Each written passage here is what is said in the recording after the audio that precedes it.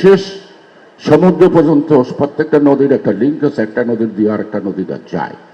সেই দিকে যদি পানির প্রবাহ না পারে, তাহলে দক্ষিণ অঞ্চলে বঙ্গোপসাগর থেকে লবণাক্ত পানি উত্তরমুখী হবে, অর্থাৎ ভিতরে ঢুকতে থাকলে ফসলি জমি নষ্ট হবে, মানুষের জীবনযাত্রায় ক্ষতিকর দিকগুলি দেখা দিবে। সেই কারণেই আজকে এই লবণাক্ততা এই একটা মাত্র কারণ পানির ধাক্কাটা এইখান থেকে সেভাবে যায় না যেটা প্রোটেক্ট করবে সমুদ্রের পানি আসা।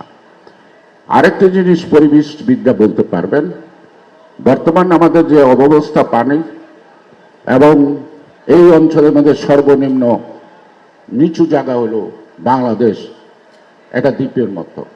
সেই কারণ দেখবেন উত্তর দিকটা যত উঁচু, বাংলাদেশের দক্ষিণ প্রান্তটা তত নিচু।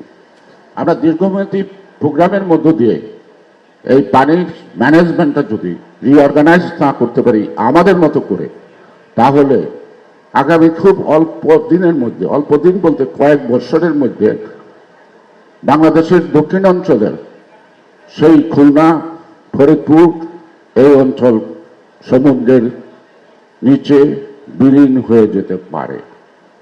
এটা আবার কেউ বলবেন না শুনে মতান্তরের 16 ফিট, যে আমি কোনো গাজায় দম দিয়ে আসছি কিনা, না, এটা আমি পরে বলছি।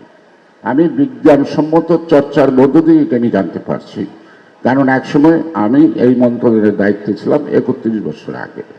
সঙ্গত কারণেই আমাকে অনেক লেখাপড়া করতে হচ্ছে, জানতে হচ্ছে।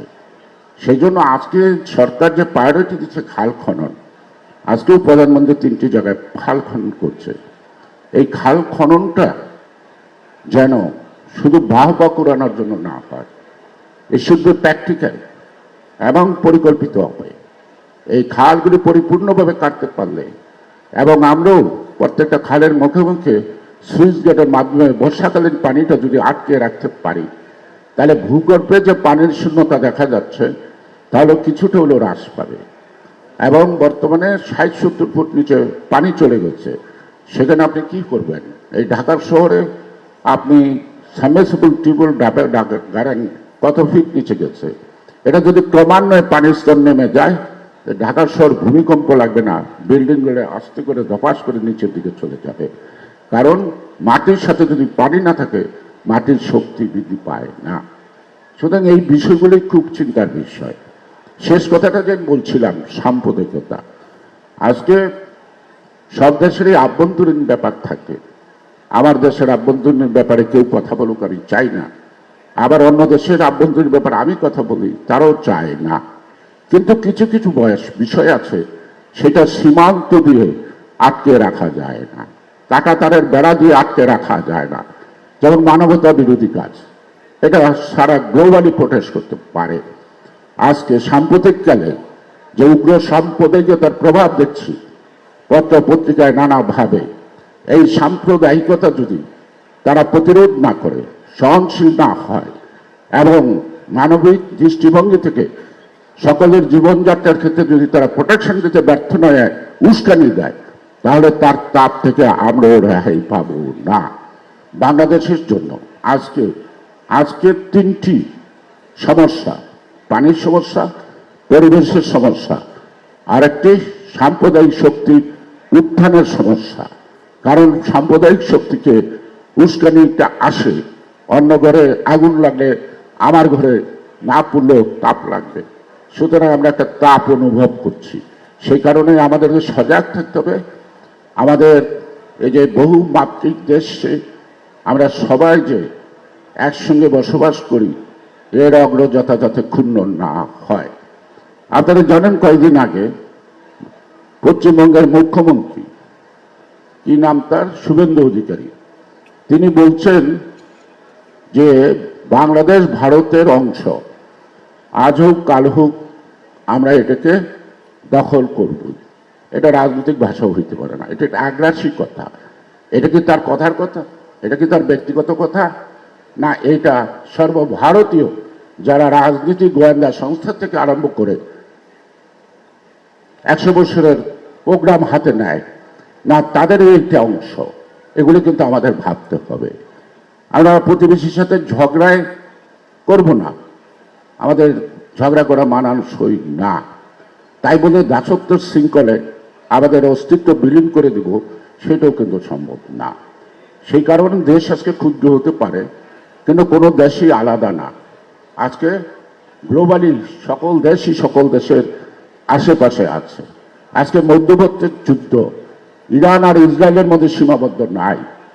এটা যদি গতিপথ থামা আছে, যদি থেমে যায় ভালো, তা নাহলে এটা সারা বিশ্বকে গ্রাস করবে। সেই কারণেই আজকে আমরা ফেসিবাদকে তাড়িয়েছি, আমরা ভাবছি খুব ভাবে আছি না। ফেসিবাদের কয়েকটি লোক তাড়ানো হয়েছে, ফেসিবাদের চরিত্র কিন্তু বিরাজমান আড়ালে আবডালে।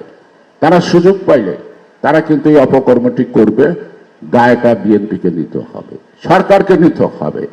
সেই কারণেই আমি বাংলাদেশের একজন নাগরিক হিসেবে বলবো, আমার দেশের প্রত্যেকটি নাগরিকের যে অধিকারগুলি আছে, সেটা আন্তর্জাতিক হোক দেশীয় হোক, সেই অধিকার প্রতিষ্ঠা করার ক্ষেত্রে আমাদেরকে সংঘবদ্ধভাবে জাতিকে ঐক্যবদ্ধ করতে হবে। ফারাক্কার যে মিছিল করছিল মজলুম জননেতা মাওলানা ভাসানী, সেই মিছিলের আয়োজন আমি দেখেছি।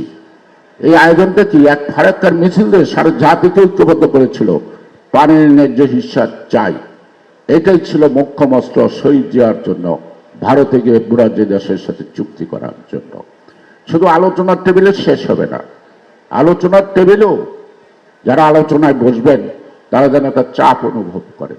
চাপ অনুভব করলেই একটা যৌক্তিক সিদ্ধান্তে আসাটা সম্ভব হবে। আমি হাত পাতলাম, রাস্তায় অনেক ভিক্ষুক হাত পাতে, কয়জন ভিক্ষা দেয়? গাড়িতে বসে করে মাপ করেন নাকি? কারণ ভিক্ষুকের শক্তি নাই। সেই কারণেই জনমত, জনশক্তি, জনগণের কণ্ঠ যত বেশি